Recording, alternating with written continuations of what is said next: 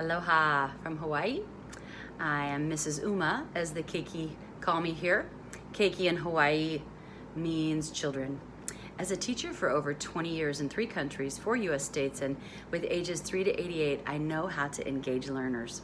You want to make it fun and find out what your kids want to learn about.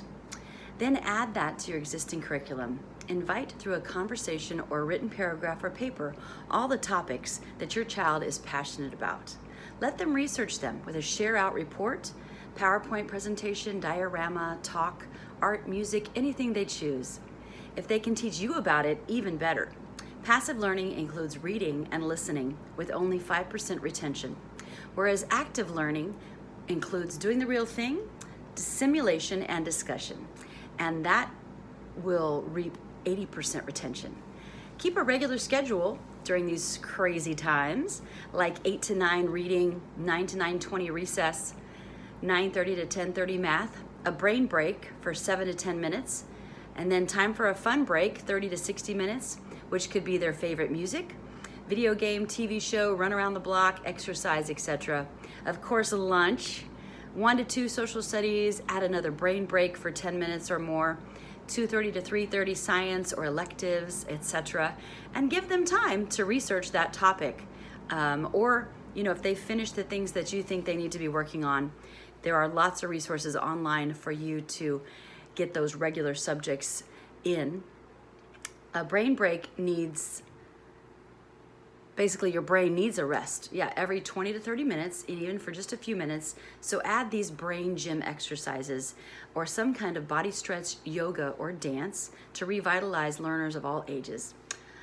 One quick thing is that you take your hands and you cross them, and you can just give a little tug or gentle massage to your earlobes, and this will activate both sides of the brain, okay? And also, if you can imagine, you're gonna take your hands and just hit your knee on that same side, so hitting your knees, and after a little while, you're gonna actually switch. So cross over and hit your other knee. Cross over. There are lots of videos on YouTube, so just search Brain Gym. The ones with the Korean teachers and kids actually doing it themselves are great. Another one is to hit your heel behind your back. So I'm hitting my heel behind my backside, and then kids can do this much easier than adults, but then switch. So I'm gonna cross over with my foot. I'm crossing over and hitting the opposite foot behind me. And then you can just go back and forth, front and cross your knees, and then touch that back heel, and then switch with touching the opposite heel. And yeah, it's not so easy for adults, but the kids love it, and it is just a little break to wake up the brain. You can also do freeze dance. So play your child's favorite music or song, dance wildly, and then you pause the music and everyone freezes. It's great fun. And that's fun for up to ages, 3rd grade, 4th grade, whatever, even 5th grade. As an English teacher abroad for a year, I used visual cards to help with words and phrases. And you can even use, make a bunch of little index cards, cut them in half, and make concentration. And you could even match like could and not to make the contraction couldn't. So things like that. Also math, where's the answer to some math problems? You can let your kids get creative and create their own learning games like Dinosaur Monopoly or your favorite movie Uno cards. I bought myself a Christmas gift this year, and about 4 different new sets of Jurassic World Uno and Toy Story. I have Harry Potter around here somewhere. In the past, I've had Barbie Uno. I've had Kung Fu Panda. They have these really cool clear cards. These are Cars Uno. And if you have 4 to 6 or more children under your care, you might want to double up a regular deck. And that could be a great brain break too. It teaches strategy, and you can do it with young kids as young as 4 or 5 if they know 4 colors, red, yellow, green, and blue, and their numbers up to 9. So you can work on that so that they could then play a fun game with you. And And I encourage you, if you have, an older child, encourage the older child to let the younger child win once in a while. And it's even fun to challenge yourself to not win. People are like, what? Why would you not want to not win? But it's fun. It is fun. And so if your child has not had success yet with learning in school or out school, if you're already homeschooling, it's not too late. Learning can be enjoyable. Some actually love learning. If we learn at every stage of our lives, we keep our brains young and strong. At 53, I am still learning something new every day, whether it's a new song, a new topic to write an article about, or something I wasn't even expecting, like yesterday practicing this video. And even today, I was doing yoga, which is another fun activity that you can do. Ocean TV Live with Hay Jung. She's awesome. She does Korean Dawn Hak Yoga. And I had been, years ago, we did this, these balancing plates, but I'd never done the opposite direction. And I was like, what? Yeah, so it was pretty fun. Also, try an affirmation. This is different than an affirmation because you're asking your brain a positive question like, why do I love learning? Why is homeschool so fun and enjoyable? Why am I such a smart student? Even if they're not quite true yet, by asking the question, your brain starts to set out for a positive answer to that question. And it's much more helpful than asking little negative questions like, oh, why do I do that?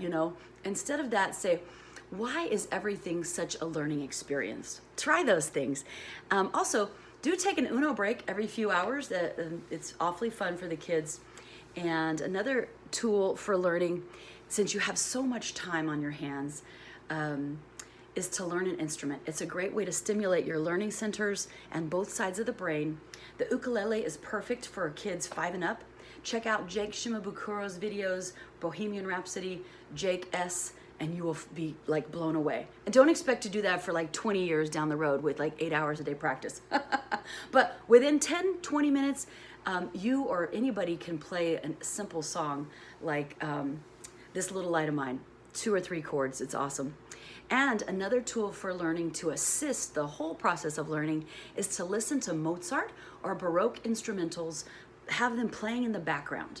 And this kind of, it's called the Mozart effect, and there are studies that have been done that it does improve learning. And you can, again, just search in YouTube Mozart or Baroque instrumentals. And I adore the harpsichord. And so whenever I hear the harpsichord, I'm just like, oh, my brain is happy. And I notice myself, typing faster for the things that I'm working on, whether it's a book or a grant review or whatever it is. Also, if you are new to homeschooling and you've been tossed into this arena, make sure that you are practicing self-care. It is crucial when you're a teacher, whether at school or home. Take time for yourself. Do what you love sometime during every day, whether it's a bubble bath, exercise, your favorite TV show, or a saucy book to read, whatever you like. And check out the links below. There's lots of resources out there. And so yeah, I encourage you to, take advantage of this time. And I'm going to sing you a little song right now. And, if you get stuck, try to throw this on, and maybe it doesn't ring true for you yet, but it might ring true for you with some practice.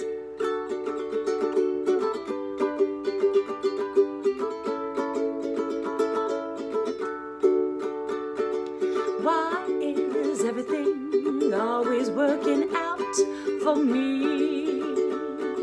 Why do I feel oh so good? Why is everything always working out for me? Why is it all unfolding like it should? Why is everything always working out for me? It's all G in my neighborhood. Enjoy.